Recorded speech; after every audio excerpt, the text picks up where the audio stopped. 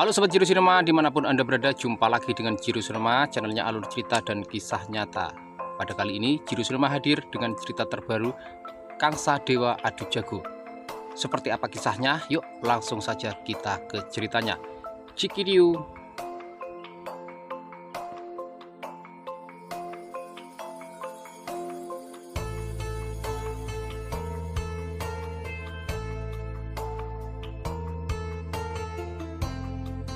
Kisah diawali dengan awal mula berdirinya Kerajaan Mandura. Pada suatu ketika, seorang pemuda dari negeri Yadawa yang bernama Raden Surasena datang ke Tanah Jawa. Maksud dan tujuannya datang ke Tanah Jawa karena mendapatkan ilham.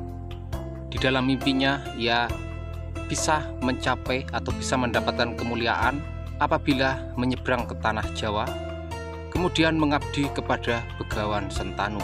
Pada akhirnya ia mengikuti mimpi, pergi meninggalkan tanah kelahirannya di Yadawa, menyeberang ke Tanah Jawa mencari Begawan Sentanu. Sesampainya di Tanah Jawa, ia mencari Begawan Sentanu dan suatu ketika ia tersesat di hutan, bingung mencari jalan menuju ke Astina, menuju tempat Begawan Sentanu berada. Sebenarnya Begawan Sentanu sudah tidak tinggal di Astina lagi. Ia sudah menjadi pertapa, sudah lengser ke Prabon, sudah menjadi pertapa. Namun ia masih ikut andil dalam urusan di Astina. Dalam kebingungannya di tengah hutan, tiba-tiba ia bertemu dengan seorang resi yang diiring oleh para punakawan. Resi itu ialah Resi Abiyasa yang diiring oleh punakawan yaitu Kilurah Semar Badranaya, Nalagareng, Petruk Kantong Bolong, dan Bagong. Dalam pertemuan itu mereka bercakap-cakap, saling bertegur sapa, saling kenalan, dan pada akhirnya Raden Surasena menceritakan tentang dirinya yang datang ke Tanah Jawa karena mencari Begawan Sentanu untuk mengabdi, karena sesuai dengan mimpinya bahwa yang bisa memuliakan dirinya ialah Begawan Sentanu. Resi Abiyasa yang winasis dan sasmita menangkap adanya kejujuran dan keseriusan dalam diri Raden Surasena. Maka dari itu ia mengajak Raden Surasena sekalian ikut dengannya sama-sama menuju Astina, karena ia dan para punakawan juga memiliki tujuan yang sama, yaitu ingin ke Astinapura menghadap Raja Astina Prabu Wicitrawirya. Sesampainya di Astina, Resi Abiyasa menghadap Prabu Wicitrawirya yang didampingi oleh Begawan Sentanu dan Raden Bisma Dewabrata. Di hadapan Raden Bisma Dewabrata dan Prabu Wicitrawirya, Resi Abiyasa menyampaikan maksud kedatangannya. Beberapa hari yang lalu di Sabta Arga ia bermimpi bahwasanya Astinapura akan diserang oleh 7 raja dari 7 negara. Penyerangan dari 7 raja dan 7 raja dari 7 kerajaan itu ialah karena ingin menuntut balas atas kematian Prabu Sidarja dari kerajaan Aglipura. Beberapa hari yang lalu terjadi kegaduhan di Astina karena Prabu Sidarja gugur di tangan para kesatria Astina karena Prabu Sidarja murang toto. Prabu Sidarja meminta kepada Prabu Wicitrawirya agar menyerahkan 2 permaisurinya, yaitu Dewi Ambika dan Dewi Ambalika. Permintaan itu ditolak sehingga terjadilah peperangan yang mengakibatkan Prabu Sidarja gugur di medan laga. 7 raja dari 7 negara itu bermaksud ingin menuntut balas atas kematian Prabu Sidarja.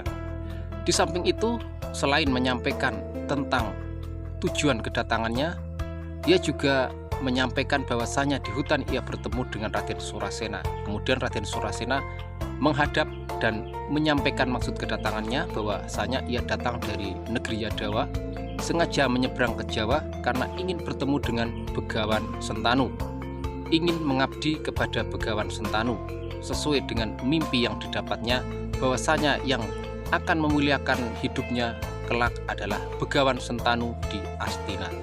Prabu Wicitrawirya menerima kedatangan Raden Surasena, kemudian menerima pengabdiannya dan menjadikannya sebagai punggawa istana membantu tugas-tugas dari Raden Bisma Dewabrata. Ternyata mimpi Resi Abhyasa menjadi kenyataan. Istana Astina diserang oleh 7 raja dari 7 kerajaan. Namun Begawan Sentanu sudah mempersiapkan diri dengan meminta bantuan kepada raja-raja sekutu.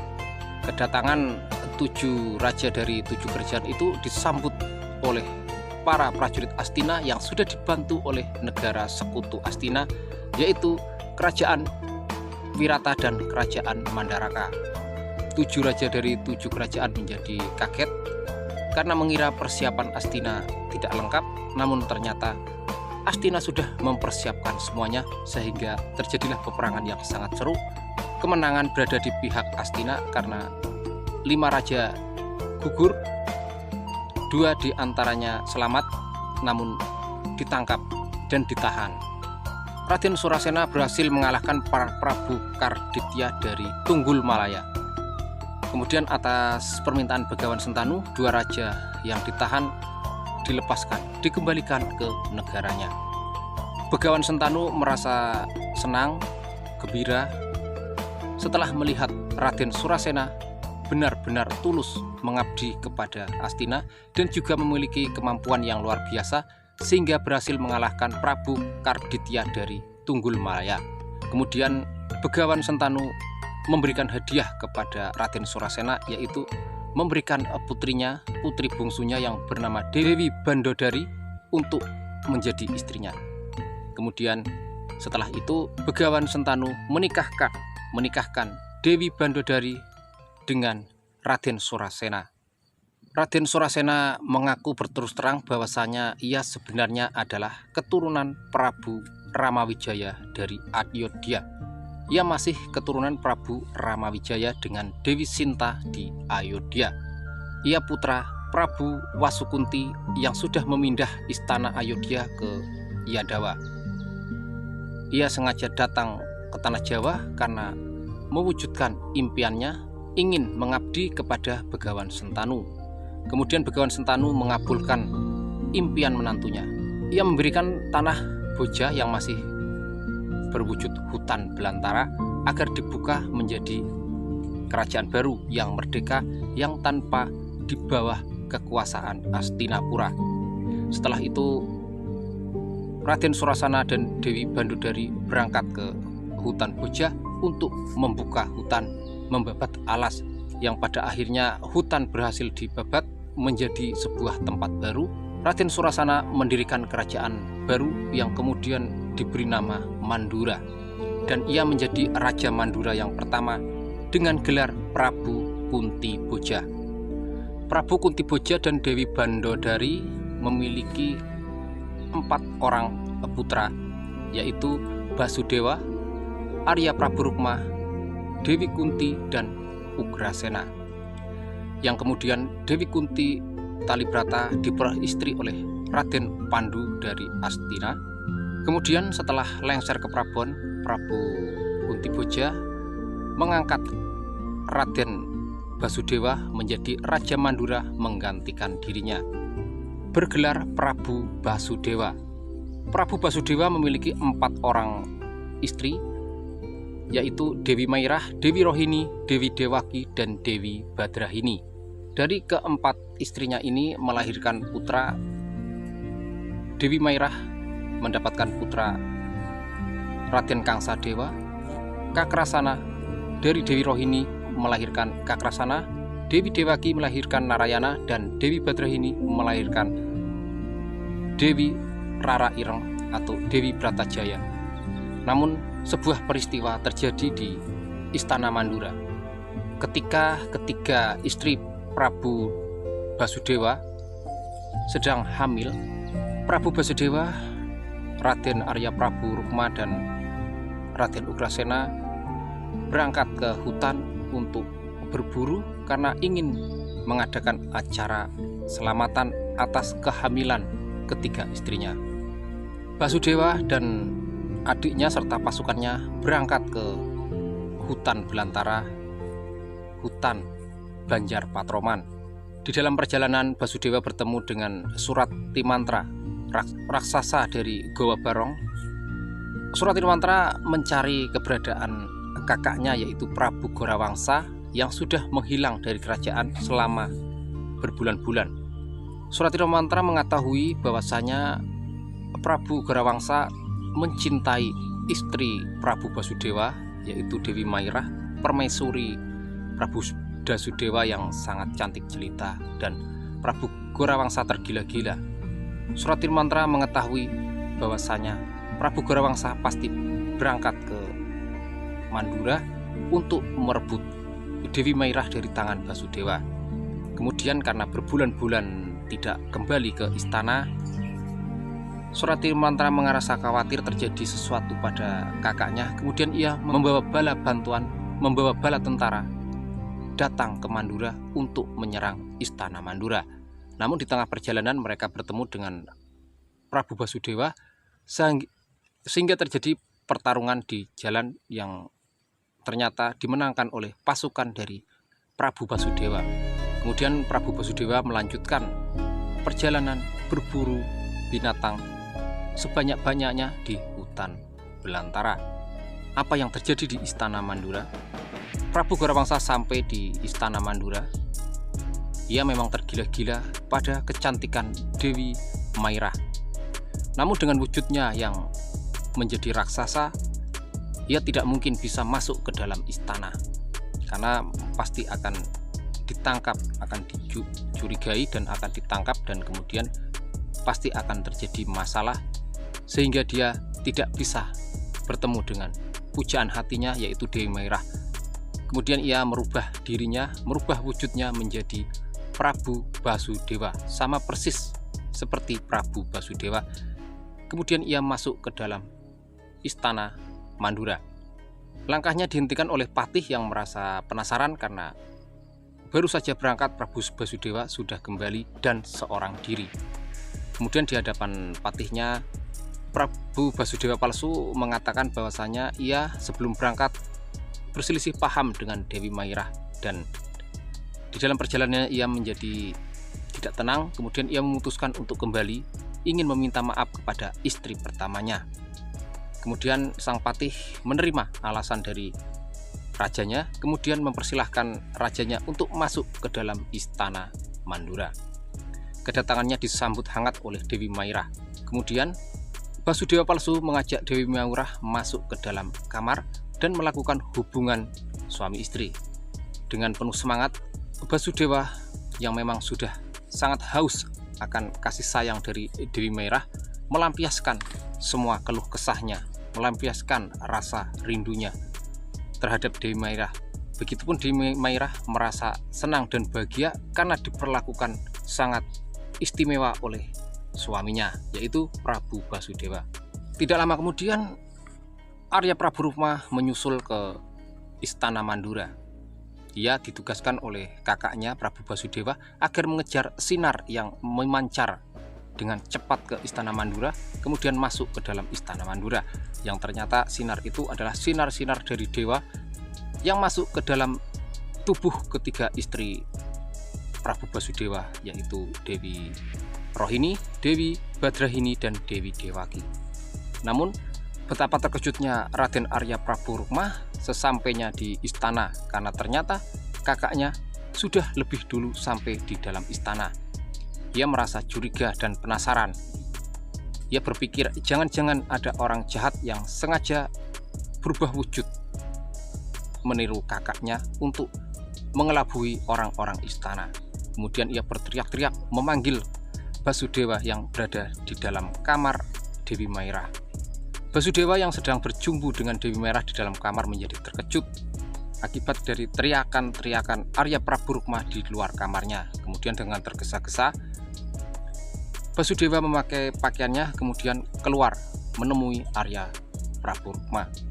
Terjadi pertengkaran di luar kamar. Kemudian Arya Prabu Rukma langsung menyerang Prabu Basudewa palsu. Terjadilah pertempuran yang sangat sengit di luar kamar Dewi Mairah. Basudewa palsu menjadi kesal dan terpojok dengan posisi wujudnya sebagai Basudewa ia kurang leluasa, kemudian ia merubah wujudnya kembali menjadi Prabu Gorawangsa yang berwujud raksasa. Melihat kenyataan itu, Dewi Mairah langsung jatuh pingsan yang kemudian ditolong oleh istri-istri dari Basudewa yang lain, yaitu Dewi Rohini, Dewi Badrahini, dan Dewi Dewaki. Kemudian karena merasa terdesak, Raden Arya Prabu Rukma memancing Prabu Gorawangsa agar keluar dari istana. Ketika Raden Arya Prabu Rukma sedang terdesak dan lari keluar menjauhi Prabu Gorawangsa, ia bertemu dengan saudara iparnya, yaitu Raden Pandu Dewanata, suami dari Dewi Kunti, yang kebetulan memang sedang atau baru saja datang ke Mandura. Dan Arya Prabu Rukma menceritakan kepada Pandu Dewanata bahwasanya ada penyusup yang masuk ke istana Mandura menyamar sebagai Prabu Basudewa yang kemudian mengganggu Dewi Mairah.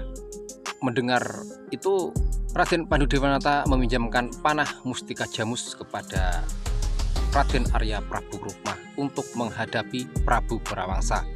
Kemudian dengan tekad yang bulat dan keberanian penuh, Raden Arya Prabu Rukma maju menghadapi Prabu Gorawangsa. Dan ketika saatnya tiba, Raden Arya Prabu Rukma melepas panah Mustika Jamus yang melesat dengan cepat, kemudian mengenai dada Prabu Gorawangsa dan tewas seketika. Tidak lama kemudian, Prabu Basudewa yang asli dan Raden Ugrasena sampai ke istana Mandura. Raden Arya Prabu Rukma langsung melaporkan kejadian yang baru saja terjadi di dalam istana Mandura.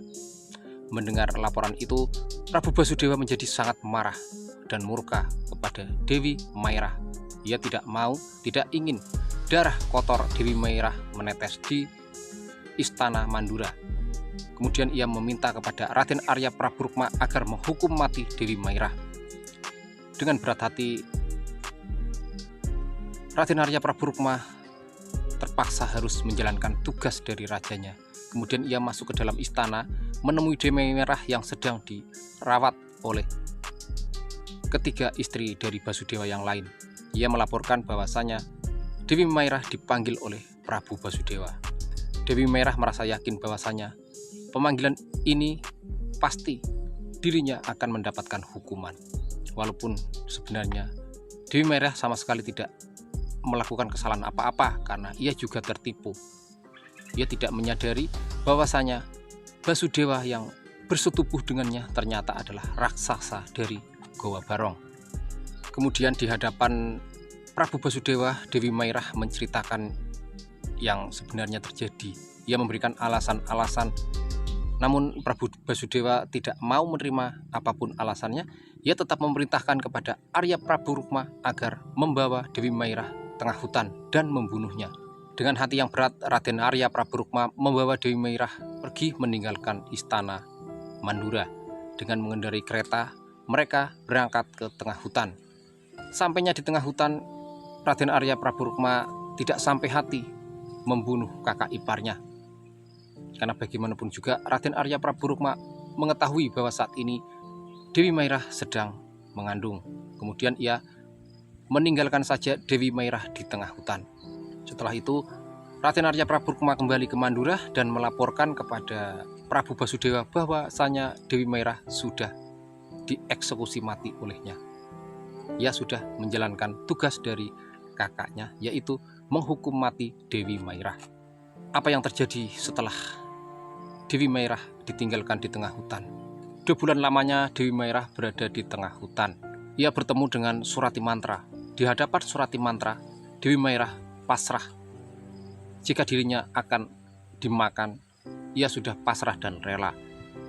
Namun Surati Mantra berkata bahwasanya ia bukan raksasa pemakan manusia. Ia seorang ksatria dari Gowa Barong.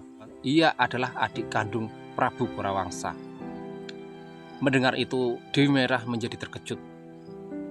Kemudian ia mengaku bahwasanya ia Dewi Mairah dan ia mengetahui tentang Prabu Gorawangsa. Kemudian Surati Mantra menyadari bahwasanya Dewi Mairah inilah orang yang dikejar-kejar oleh kakaknya. Prabu Gorawangsa sampai tergila-gila terhadap Dewi Mairah. Kemudian Dewi Mairah bercerita bahwasanya terjadi suatu permasalahan di Mandura, terjadi perselisihan paham yang pada akhirnya Prabu Gorawangsa gugur, tewas di tangan Raden Arya Praburukma. Mendengar itu Raden Suratimantra menjadi geram, menjadi marah dan murka. Kemudian ia bermaksud ingin menyerang Mandura. Namun pada saat yang bersamaan Dewi Mairah melahirkan. Datang ke tempat itu Resi Anggawangsa yang mencium bau adanya kelahiran bayi. Kemudian datang ke tempat itu dan menemukan bayi Dewi Mairah, yang kemudian oleh Resi Anggawangsa bayi itu diberi nama Jaka Maruta, yang artinya pemuda angin, karena ia mengetahui atau mendengar berita kelahiran bayi itu lewat angin. Setelah melahirkan Jaka Maruta, Dewi Mairah meninggal. Setelah itu Suratimantra meminta kepada Resi Anggawangsa untuk membawa Jaka Maruta yang oleh Suratimantra diberi nama Kangsa untuk dibawanya ke Gua Barong dan akan dididik. Namun Resi Anggawangsa melarangnya. Ia melarang Suratimantra membawa Jaka Maruta ataupun Kangsa ke Gua Barong. Ia akan mendidik Kangsa dengan baik. Ia juga melarang kepada Suratimantra untuk balas dendam kepada Mandura, karena suatu saat nanti Kangsalah yang akan membalas atas kejahatan Prabu Basudewa terhadap ayah dan ibu dari Kangsadewa. Kemudian Suratimantra berjanji bahwa suatu saat nanti ketika saatnya tiba, ia akan datang untuk menjemput keponakannya. Terjadi kesepakatan antara Suratimantra dan Resi Anggawangsa. Ketika Jaka Maruta atau Kangsa sudah tumbuh menjadi dewasa, ia menjadi manusia raksasa yang sangat sakti mandraguna, memiliki kekuatan yang luar biasa. Ia memiliki kekuatan yang memiliki dukungan bukan hanya dari kalangan manusia, namun dari bangsa jin, iblis, dan juga yang lainnya, para raksasa, menjadi bawahan dari Kangsadewa.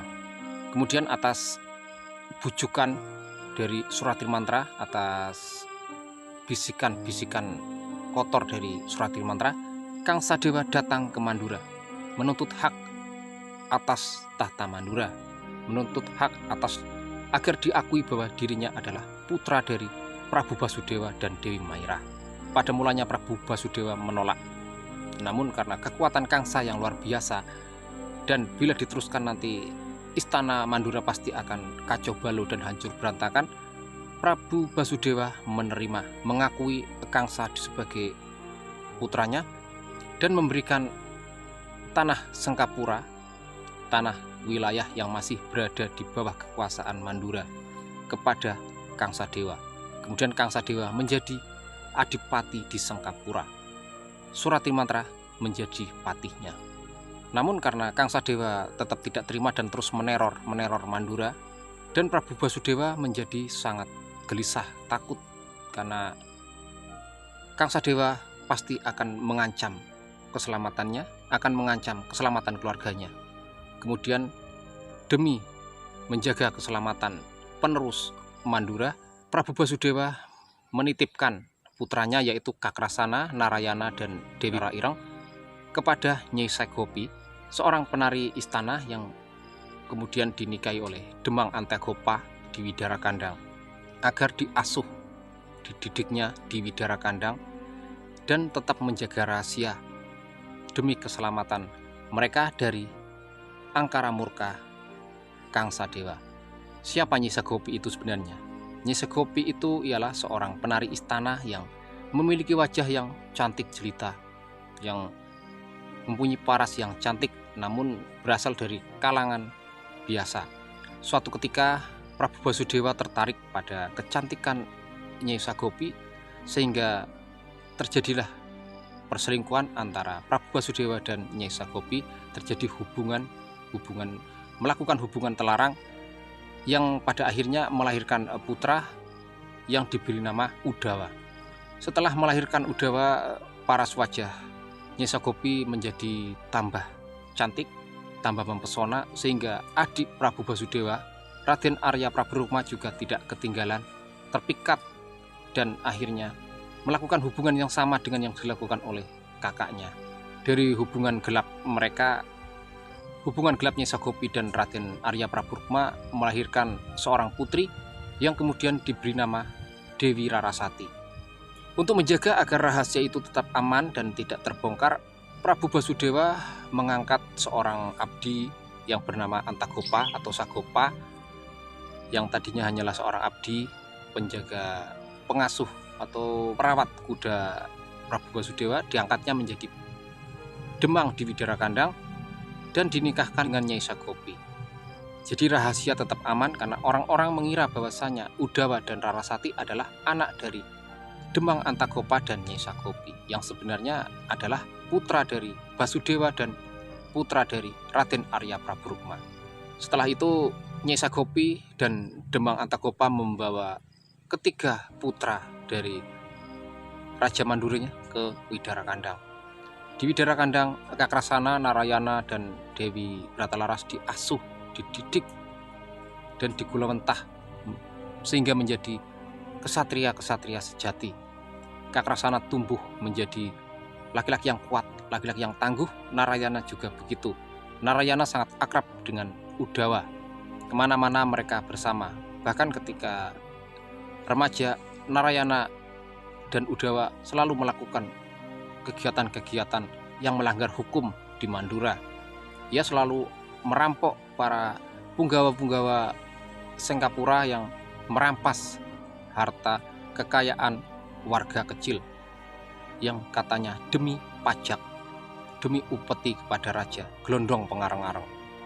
Kangsadewa selalu melakukan berbagai macam cara untuk menemukan putra Prabu Basudewa, karena baginya mereka adalah ancaman. Karena suatu saat nanti apabila ia berhasil merebut tahta di Mandura, pasti putra-putra Basudewa akan menghalanginya. Sehingga Kangsa selalu mencari di mana keberadaan putra-putra Basudewa. Ia selalu mengirimkan telek sandi kemana-mana untuk mencari keberadaan putra-putra Prabu Basudewa. Namun sejauh ia mengirim utusan, sejauh ia mencari, tidak pernah menemukan keberadaan putra-putra Basudewa. Hingga pada akhirnya Kangsadewa mengirim surat kepada Prabu Mandura untuk menantang adu jago dengan taruhan kerajaan Mandura. Siapa yang menang, maka siapa yang jagonya menang, dialah yang berhak atas tahta Mandura. Kemudian di kalangan istana Mandura, Prabu Basudewa menjadi gelisah. Ia meminta kepada adiknya Raden Arya Praburukma dan Raden Ugrasena untuk memikirkan masalah itu, mencari jago yang kuat demi mempertahankan tahta Mandura. Kemudian Raden Ugrasena yang bijaksana menyikapi bahwa undangan atau tantangan itu, tantangan adu jago itu bukan jago biasa, bukan jago ayam yang akan diadu, namun yang dimaksud di dalam surat itu adalah jago manusia. Manusia diadu dengan manusia. Siapa yang kuat, siapa yang menang, maka dialah yang berhak atas tahta Mandura. Hal itu membuat Prabu Basudewa menjadi semakin gelisah. Kemudian ia mengutus adiknya Raden Arya Praburukma melalang buana untuk mencari jago yang sekiranya mampu dan kuat melawan jago yang dibawa oleh Kangsadewa. Raden Ugrasena mengusulkan bahwasanya yang bisa menghadapi jago dari Kangsadewa adalah Bima. Bimasena, putra dari Kunti Talibrata. Prabu Basudewa menjadi terkejut. Bagaimana mungkin mereka masih berhubungan darah? Bisa dibilang Bima adalah keponakannya. Bagaimana mungkin ia akan mengumpankan keponakannya sendiri demi kekuasaannya? Namun Raden Ugrasena meyakinkan bahwasanya Bima mampu. Terbukti baru lahir saja Bima sudah berhasil mengalahkan gajah. Apalagi sekarang dia sudah dewasa, sudah mendapatkan banyak kekuatan. Kemudian Prabu Basudewa menyuruh Raden Arya Praburukma untuk menemui Bima dan Puntadewa. Berangkatlah Raden Arya Praburukma meninggalkan Mandura mencari keberadaan Bima dan Puntadewa. Hingga pada harinya tiba, terjadi acara yang sangat seru di alun-alun Mandura karena dipersiapkan gelanggang untuk adu jago. Jago yang berwujud manusia. Dari pihak Kang Sadewa dari Sengkapura, jago yang dimajukan adalah Surati Mantra, pamannya sendiri yang berwujud raksasa. Sementara dari Mandura, Prabu Basudewa mengirim jago yaitu keponakannya sendiri, Bimasena dari Astina, putra Pandu dan Dewi Kunti. Kemudian setelah dipersiapkan, acara dimulai, pertarungan atau adu jago dimulai. Majulah Raden Surati Mantra dan Raden Bimasena ke gelanggang. Kemudian mereka bertarung seperti ayam, seperti jago bertarung, saling mencari kemenangan, saling tabrak, saling banting. Dan pada saat mereka sedang berkelahi, tiba-tiba Surati Mantra melihat wajah Kakrasana di dalam keramaian, wajah tampan, wajah bule. Surati Mantra menafsirkan bahwasanya sosok itu adalah putra dari Prabu Basudewa, sehingga Surati Mantra melepaskan Bima, kemudian ia meninggalkan gelanggang mengejar Kakrasana. Terjadilah pertarungan dengan Kakrasana di dalam keramaian. Kemudian Kakrasana masuk ke gelanggang. Pada akhirnya Surati Mantra berhasil dibunuh oleh Bima. Kang Sadewa melihat bahwasanya Kakrasana lah yang membunuh Surati Mantra, kemudian ia masuk ke gelanggang menghadapi Kakrasana. Melihat itu Narayana juga masuk ke gelanggang, sehingga terjadilah pertarungan yang sangat seru antara Kang Sadewa menghadapi Kakrasana yang dibantu oleh Narayana. Raksasa itu berhadapan dengan dua kesatria tangguh, hitam dan putih. Karena Raden Kakrasana memiliki badan atau kulit putih bersih, sementara Narayana memiliki kulit hitam. Perkalian terjadi dengan seru, pertarungan terjadi dengan sangat seru, hingga pada akhirnya Kakrasana berhasil melepaskan senjatanya yaitu Nenggala. Narayana berhasil melepaskan senjatanya yaitu yang berupa senjata cakra dan melumpuhkan, menghancur leburkan Kang Sadewa. Seketika Kang Sadewa gugur, para hadirin bersorak-sorai menyambut kemenangan itu. Kemudian setelah itu Prabu Basudewa menyambut kedatangan putra-putranya yang selama belasan tahun dititipkan di Widara Kandang.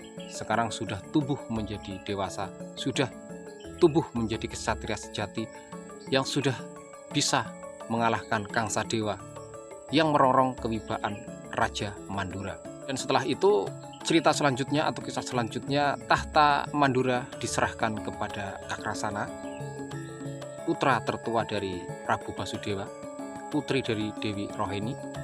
Kakrasana diangkat menjadi raja di Mandura bergelar Prabu Baladewa. Hingga cerita selanjutnya, Prabu Baladewa menjadi raja di Mandura. Sementara Narayana pada suatu ketika kahyangan diserang oleh raja dari Dwarawati yaitu Prabu Yudha Kalakrishna, dan dewa meminta bantuan kepada Narayana. Narayana berhasil mengalahkan Prabu Yudha Kalakrishna. Dewa memberikan anugerah kepada Narayana, diangkat menjadi Raja Dwarawati dengan gelar Prabu Krishna. Dewi Rara Ireng terkenal dengan nama Dewi Sembadra yang kemudian dinikahi oleh putra panengah Pandawa Raden Arjuna yang kemudian melahirkan Raden Abimanyu.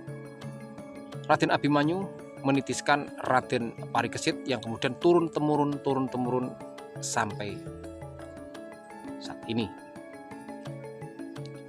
Oke, sahabat Jiro Cinema, sampai di sini dulu. Sampai jumpa lagi di Jiro Cinema selanjutnya. Cikidiu.